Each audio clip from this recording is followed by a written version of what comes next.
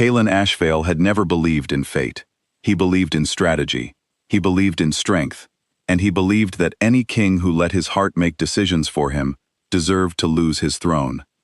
So when the elders spoke of fated mates, of one soul designed by the moon herself to complete another, Cailan listened politely, and then dismissed every word. He was the Alpha King of Valethorn, ruler of the largest wolf kingdom in the known world. He did not need completion, he needed alliances. That was why, at the age of 28, he married Mara of House Dreven. Mara was sharp, composed, and politically brilliant. She came from the southern noble families whose soldiers controlled 3 critical mountain passes. Without her name beside his, Cailan's northern borders would have bled for another decade.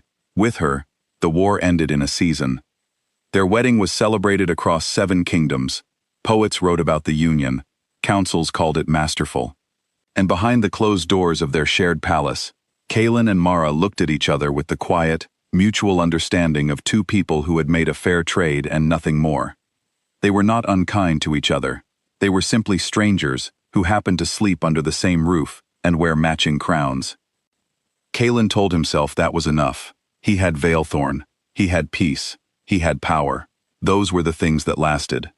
What he did not speak about, not to his council, not to his generals, not even to himself in the honest dark before sleep, was the strange ache that visited him on full moon nights.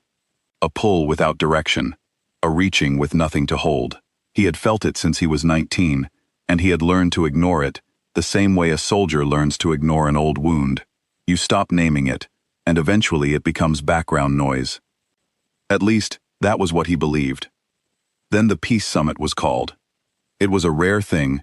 7 alpha rulers gathered on neutral ground, bound by ancient pact to attend without weapons or war parties.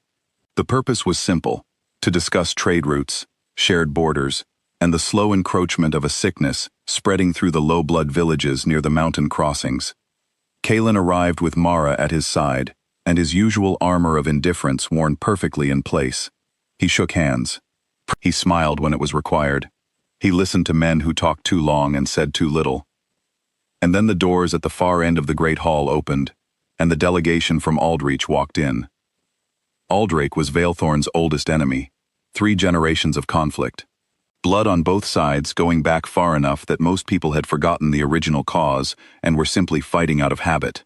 The current ruler, King Dorian Vale, called the Silver King for the white streak in his dark hair and the winter in his eyes, was a man Cailan respected in the way you respect a sharp blade, carefully, and from a distance. Dorian entered the hall with his usual stillness. Beside him walked a woman Cailan had never seen before. She was not dressed to impress. Her gown was simple, well-made, but not extravagant. Her dark hair was pinned loosely. She was speaking quietly to one of Dorian's advisors as she walked, and she was smiling at something the man had said. A real smile, the kind that reached her eyes without asking permission. The mating pull hit Cailan like a blow to the chest. It was not subtle. It was not a gentle suggestion.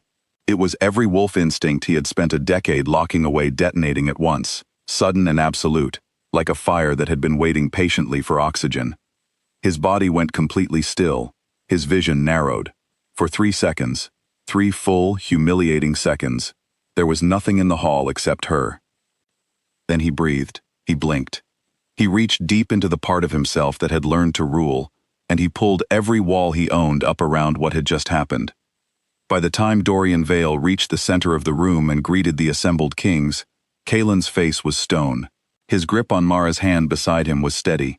His voice, when he spoke the formal greeting, was perfectly level. No one noticed anything. Except, perhaps, Mara, who noticed everything. He learned her name that evening at the formal dinner: Seraphine. Queen of Aldreich, Dorian's wife of 4 months, a former healer's apprentice from a border village, raised outside the noble lines entirely, whose only claim to any throne was that the Silver King had apparently looked at her once and decided the throne should be hers. The court gossips had theories. Some said she had enchanted him. Others said Dorian was simply eccentric. A few wiser voices suggested that perhaps the Silver King had simply recognized something valuable when he saw it, and acted before someone else could. Cailan thought about none of those theories. He was too busy managing the fact that he could feel exactly where she was in the room at all times without looking. He did not speak to her that night. He did not allow himself to. The summit lasted 5 days. On the second day, the seating arrangements at a working meal placed them within 4 seats of each other, close enough that he could hear her voice when she spoke to the advisor beside her. She had opinions about the sickness spreading through the border villages. Detailed, informed opinions. The kind that came from someone who had actually treated patients rather than simply read reports. She spoke without performing. She pushed back on a general's dismissive answer without raising her voice. Kalen found himself listening more carefully than he had listened to anything in months. On the 4th day, he was walking back from a private meeting with 2 of his border generals, no guards, just him and the quiet corridor, when he turned a corner and nearly walked into her. She was carrying a small wooden box, the kind healers used for transporting herbs and medicines. She had apparently been in the building's small medical room, helping with a servant who had taken ill. Of course she had. They both stopped. The corridor was empty. The pull between them in that small space was almost physical, like pressure against the skin. She recovered first. He was learning, the kind of person who recovered quickly. "Your Majesty," she said, with a polite nod. Her voice was steady. Her eyes, however, looked at him with a careful attention that suggested she was not entirely unaffected. "Your Majesty," he replied. There was a pause that lasted slightly too long. "Is the servant all right?" he asked, because it was the only safe thing he could think of to say. She blinked, then glanced at the box in her hands. "She will be. Fever, not the border sickness. Easy enough to treat if you catch it early." She paused. "Your kingdom's healers, are they trained in early detection? The border illness spreads faster than most people realize." He told her what he knew of his healers' training. She told him what she had learned from the field. They stood in that corridor for 11 minutes, talking about illness response and village infrastructure and the difficulty of getting proper supplies to low-blood communities who were often overlooked by both sides of the border conflict.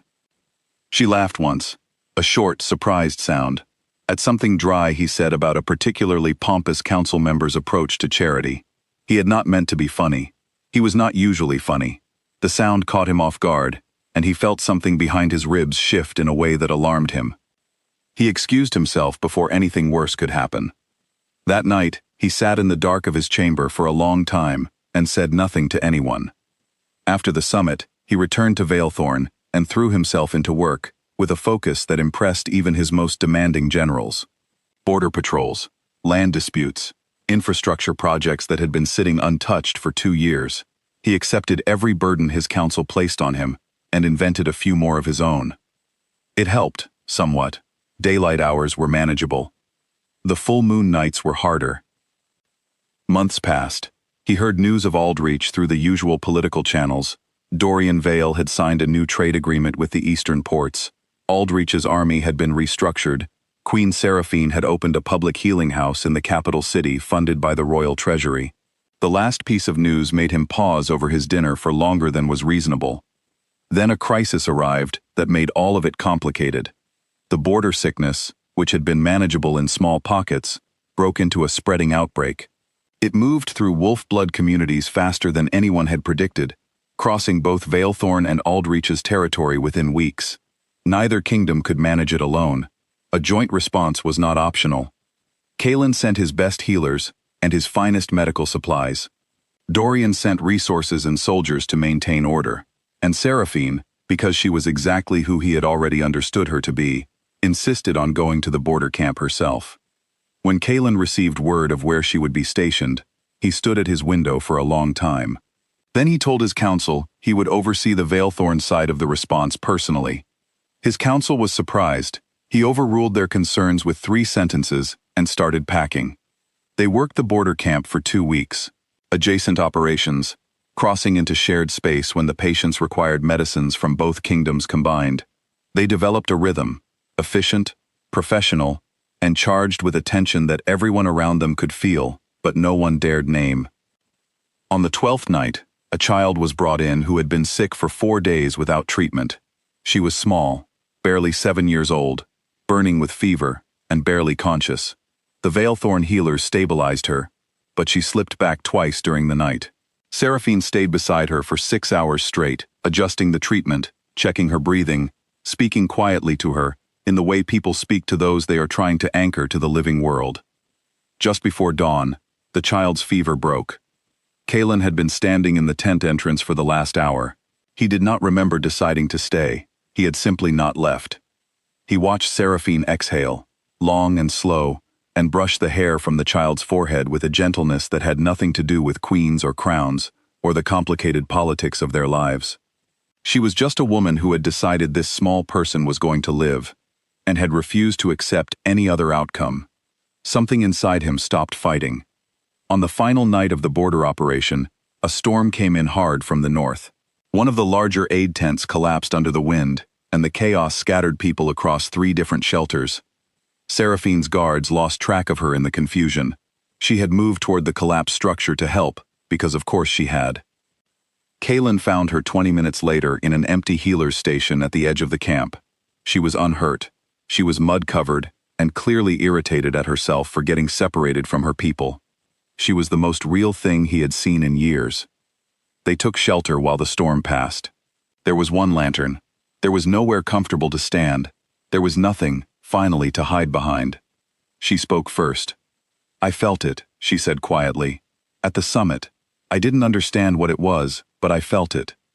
He was quiet for a moment. Then, "I have known since you walked into that hall." She looked at him steadily. She was not performing calm. She was genuinely calm, in the way of someone who had already thought through every difficult version of this conversation and decided to simply be honest. "What does it mean for us?" "I don't know," he said. She seemed to consider that. "You're not a man who usually says that." "No," he agreed. "I'm not." The storm pressed against the walls of the small building. The lantern flickered. Neither of them moved toward the other. Neither of them needed to. The pull between them was not impatient.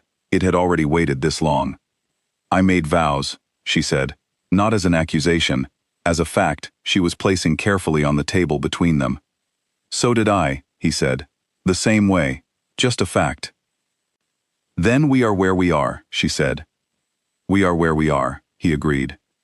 When the storm cleared, they walked back into their separate lives. But something had permanently changed. A door had been opened that could not be closed simply by walking away from it. Back in Valethorn, Mara came to him 3 days after his return. She sat across from him in his study, with the composure of a woman who had made her peace with a difficult truth before she walked into the room. "I have known for some time," she said simply. "I am not angry, but I am not willing to be a placeholder either." He looked at his wife, this sharp, capable woman he had chosen for the right political reasons, and failed in every human sense. And he felt something close to shame. Not guilt about Seraphine. Guilt about the years of quiet pretense he had subjected them both to. "You deserve better than this," he said. "Yes," she agreed, without bitterness. "And so do you. Which is why I am telling you to stop managing this situation and start making an actual decision." She left the room with her dignity entirely intact. He stayed where he was for a long time. In Aldreach, Dorian Vale sat with his wife in the quiet of their private rooms and asked her a single direct question. He was not a man for theater or long speeches. He simply asked her, plainly, whether she wanted to pursue what the bond was asking of her or whether she wanted to fight it. She told him honestly that she did not know yet. He accepted that answer. It cost him something to do so. She could see it in the tightness around his eyes, but he did it. He was, underneath all that silver coldness, a man who understood that love and ownership were not the same thing. She was grateful, and heartbroken, and uncertain in a way that felt enormous. Weeks passed, then months. Kalen and Mara began quiet, careful negotiations for an annulment. Not scandal, not war, a mutual release, framed with dignity, and structured to protect both houses. It would take time. It would cost them both real things, but it was honest, and honesty was something Kalen had been rationing for too long. Seraphine stayed in Aldreach. She ran her healing house. She learned the names of every patient who walked through the door. She did not wait for fate to arrange her life. She built her days with purpose and intention, one choice at a time. The bond did not go away. It was not that kind of thing. But she had decided she was not the kind of woman who let even the most powerful force in the world strip her of her own mind. Then, on a quiet morning near the end of a long season, two figures met at a small, unofficial border crossing between Valethorn and Aldreach, a place marked by nothing more than an old stone marker and a narrow footbridge over a shallow river. No crowns, no guards, no courts watching. He walked toward her from one side. She did not walk away from the other. They stood across the bridge from each other in the pale morning light, two people who had spent a very long time doing the right things for the wrong reasons, and who were only now learning what it felt like to simply stand in the truth without armor. He looked at her, she looked at him. "I don't know how this goes," he said. It was not weakness. It was the most honest thing a king had ever offered. She smiled, small and real, the kind that had caught him off guard in a corridor once, and never quite let go. "Neither do I," she said, "but I think that might be all right." The river moved quietly below the bridge. The morning was cold and clear, and full of the kind of silence that feels like a beginning. He took one step forward, she took one step forward. And for the first time in both their lives, neither of them was moving toward power. They were moving toward something they had not planned, had not strategized, and could not control. They were moving toward each other. And it was enough.